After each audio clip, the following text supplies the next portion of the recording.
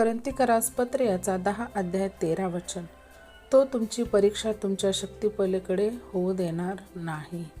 Yes, आमेन. जय ख्रिस्त सर्वांना. कशी आहे माझी यूट्यूब फॅमिली?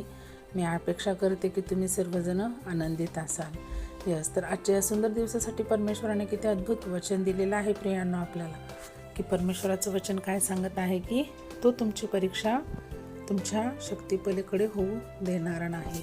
हो, यस, आमेन. कारण परमेश्वराला आपली शक्ती, आपली लिमिट, आपली मर्यादा ह्या सर्व काय आहेत ठाऊक आहेत प्रियांनो.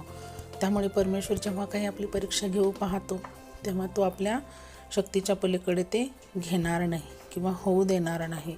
कसलंही संकट येऊ द्या, अडचण येऊ द्या, कारण परमेश्वराला माहीत आहे की आपण ते कुठंपर्यंत सहन करू शकतो, ते आपण कुठंपर्यंत निभावून नेऊ शकतो. त्यामुळे परमेश्वर काय करतो, सर्व जाणत असल्यामुळे आपल्याला आपली परीक्षा ही आपल्या शक्तीच्या पलीकडेही होऊ देणार नाही आहे देवबाप. तर किती मोठं आश्वासन आहे प्रियांनो. कारण आपल्याला येणाऱ्या संकटाला, परीक्षेची काय हे आहे ते आपल्यालाही माहिती नसतं की त्यातनं आपल्याला काय होणार आहे, हानी म्हणा किंवा नुकसान म्हणा. पण परमेश्वर सर्व जाणतो, कारण त्याची योजना खूप अद्भुत आहे आणि आपल्या बुद्धीच्या पलीकडे आहे. कारण जिथं मनुष्याची बुद्धी हे विचार करणं खुंटते प्रियांनो, तिथून परमेश्वराचं कार्य हे सुरू होते.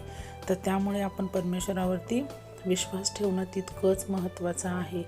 कारण आपला जितका विश्वास मोठा, आपलं तितकं प्रतिफळ हे मोठं असणार आहे. तर परमेश्वर एकच आपल्याला कसलंही प्रसंग येऊ द्या, आपण त्या क्षणी एकच आपल्याला विचार करणं किंवा हे वचन ग्रहण करणं, ह्या वचनाची घोषणा करणं तितकंच महत्त्वाचं आहे. कारण परमेश्वराचं वचन आपल्याला जेव्हा आपण स्मरणात ठेवू तेव्हा आपल्याला काय होणार आहे की येणाऱ्या प्रसंगातून आपण व्यवस्थितरित्या काय करू, बाहेर पडू प्रियांनो. कारण परमेश्वर आपल्या शक्तीपलीकडे आपली परीक्षा होऊ देणार नाही आहे. त्यामुळे हे वचन वारंवार आपण घोषणा करणं तितकंच महत्त्वाचं आहे. आणि आपण जर त्या प्रसंगात, त्या अडचणीत आपण कमजोर पडत असू प्रियांनो, तर आपण परमेश्वराकडे शक्ती, सामर्थ्य मागणं तेही महत्त्वाचं आहे. तर हे अद्भुत वचनासाठी आपण परमेश्वराचे धन्यवाद करूया. आपण छोटीशी प्रार्थना करू. Hallelujah, hallelujah. धन्यवाद, धन्यवाद, धन्यवाद. आकाश पृथ्वीच्या निर्माण करत्या बाप्पा, तुझ्या नावाला उंचविते, गौरविते, मान सन्मान तुला देते माझ्या बाप्पा. कारण त्या योग्यतेचा तू आहेस माझ्या राजा.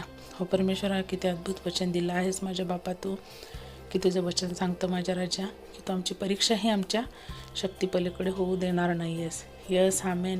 आम्ही खूप व्यक्ती आहोत परमेश्वरा, कारण तू आमची निवड केलेली आहेस. यस राजा, ह्या वचनासाठी, ह्या दिवसासाठी, ह्या जीवनासाठी तुझे कोटी कोटी धन्यवाद करते माझ्या राजा. आणि जेव्हा आम्ही वाईट प्रसंगात, अडचणीत असो माझ्या राजा, तेव्हा तुझं हे वचन आम्हाला नक्कीच सहाय्यता आणि मदत करेल, शक्ती सामर्थ्याने आम्हाला भरून काढेल. आणि हो परमेश्वरा, या वचनाची ज्या लोकांना गरज आहे माझ्या राजा, तिथपर्यंत हे वचन पोहोचण्यास तू सहाय्यता आणि मदत कर माझ्या राजा.